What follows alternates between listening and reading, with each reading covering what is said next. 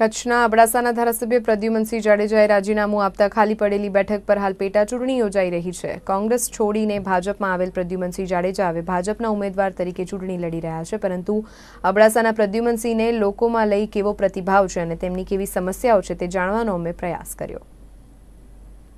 અબડાસા બેઠક પર પ્રદ્યુમનસિંહ જાડેજા ફરી એકવાર ચૂંટણી લડી રહ્યા છે। વર્ષ 2017માં તેઓ કોંગ્રેસની ટિકિટ પર ચૂંટણી લડ્યા હતા, પણ હવે કોંગ્રેસનો હાથ છોડી તેઓ ભાજપ તરફથી ઉમેદવાર કરી રહ્યા છે। આ પક્ષ પલટા બાબતે અબડાસા મત વિસ્તારના લોકોમાં મિશ્ર પ્રતિભાવ જોવા મળ્યો હતો, જેમાં કેટલાક મતદારોએ તેમના પક્ષાંતરને યોગ્ય ઠરાવ્યો અને આ બાબત હવે સામાન્ય બની ગઈ હોવાનું પણ જાણવા મળ્યું છે। તો કેટલાક લોકોએ પક્ષ પલટા સામે નારાજગી પણ દર્શાવી હતી।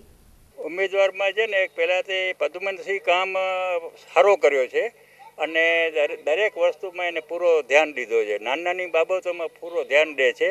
પણ હવે અત્યારે હું તો મતદાર છું, કોઈ પક્ષનો માણસ નથી, મને એના ઉપર વધારે વિશ્વાસ છે।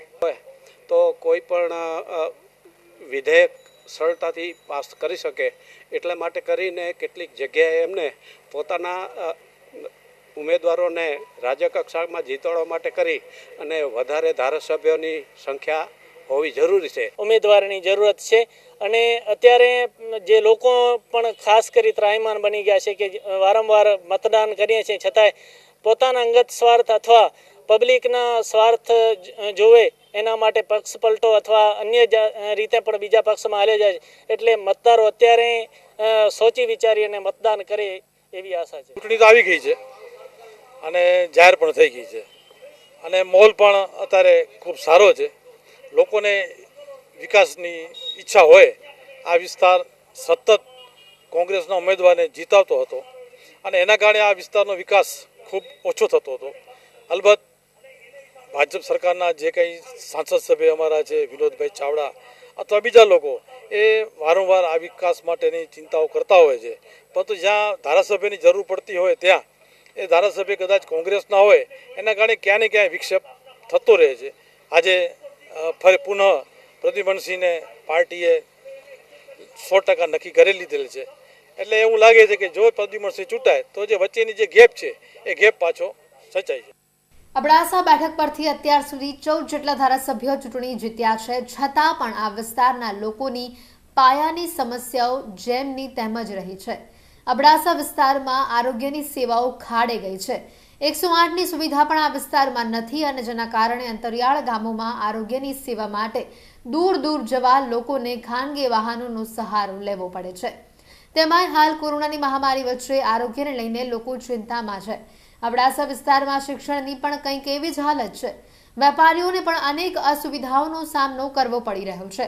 ખાસ કરીને વેપારીઓની જૂની માંગ છે કે નખત્રાણા વિસ્તારમાં એપીએમસી બને। આ બાબતે અનેક વાયદા અને વચનો અપાયા છે, પણ સમસ્યાનો ઉકેલ ન આવતા વેપારીઓ અને ખેડૂતો પરેશાન છે। સાથે જ અબડાસા મત વિસ્તારમાં મિની બારડોલી ગણાતા નખત્રાણા વિસ્તારમાં ટ્રાફિકની સમસ્યા છે। નખત્રાણાનો એક પ્રશ્ન રહ્યો છે, કેમ કે નખત્રાણા તાલુકો એક ખેડૂત વર્ગ છે અને 70% અહીંયા ખેતી કરતા લોકો છે, એટલે પ્રથમ તો બધાનો મુદ્દો એક જ છે કે અહીં તો એપીએમસી પ્રથમ બનવી જોઈએ। કોઈ પણ પક્ષનો સ્થાનિક ઉમેદવાર હોય, પ્રથમ એપીએમસીનો પ્રશ્ન સોલ્વ થવું જોઈએ એવું સ્થાનિક ઈચ્છે છે। અને બીજું, 20 વર્ષથી ભાજપની સરકાર છે અત્યારે, અને 10 વર્ષથી એક પ્રશ્ન ગાંધીનગર પહોંચે છે નખત્રાણા બાયપાસનો, એ હજી પણ સોલ્વ નથી થયો। એટલે અમે બધા એવું ઈચ્છીએ છીએ સ્થાનિક લોકો કે પ્રથમ તો અહીં બાયપાસનું પણ અહીંયા થવું જોઈએ સોલ્વ, જે કોઈ સ્થાનિક ઉમેદવાર આવે તો અહીં ખેડૂતોને પણ ઘણી તો તકલીફ, અહીં મેન જે પ્રોબ્લેમ છે આ રોડની પ્રોબ્લેમ છે। જે આજે મેન રોડ છે ભુજથી નારણસરનો રોડ કેટલા વર્ષથી અટકી પડે છે કે જેવી રીતે આ પક્ષ છે તો જેવી આ પક્ષનો હોય તો આ પક્ષમાં શું કહેવાય રોડ પાસ ન થાય, તો એવી જે આ માન્યતા છે તો આ જે તકલીફ છે, રોડની જે તકલીફ છે એ દૂર થવી જોઈએ, અમારું એ મંતવ્ય છે। અને કિસાનો તો અહીં જે ખેતીવાડીમાં જ બધા છે તો ખેતીવાડીમાં થોડી તકલીફ તો છે જ અહીં। ત્યારે કોરોનાના સમયની અંદર જો કે દરેક સમસ્યાઓની સાથે શિક્ષણની પણ સમસ્યા ખરેખર ખૂબ જ મોટી સમસ્યા છે અને બાળકોને અહીંયા ખાસ અમારા ગામની જો વાત કરીએ તો બાળકો માટે એસટી બસની સમસ્યા પણ ખરેખર મોટી છે। આજુબાજુના ગામોમાંથી 7-8 ગામોમાંથી અત્યારે અહીં બાળકો ભણવા આવે છે, તો હાલ અમારા એમએલએ રાજીનામું આપેલ છે તો રજૂઆત પણ ક્યાં કરવી એ પણ એક સમસ્યા છે.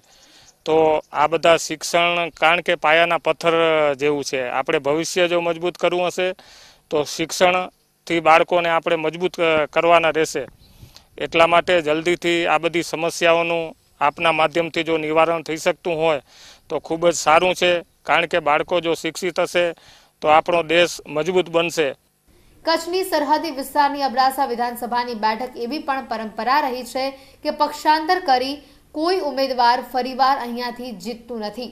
અબડાસા બેઠક પર ઇતિહાસ ફરી દોહરાયો છે. ત્યારે ફરી તાસીર મુજબ મતદારો પરંપરા નિભાવશે કે પછી પરંપરા તોડી પ્રદ્યુમનસિંહને જીતાડશે તે જોતા આ ચૂંટણી રસપ્રદ બની છે. પરેશ રાજગોર સાથે નિર્માણ ન્યૂઝ, અબડાસા.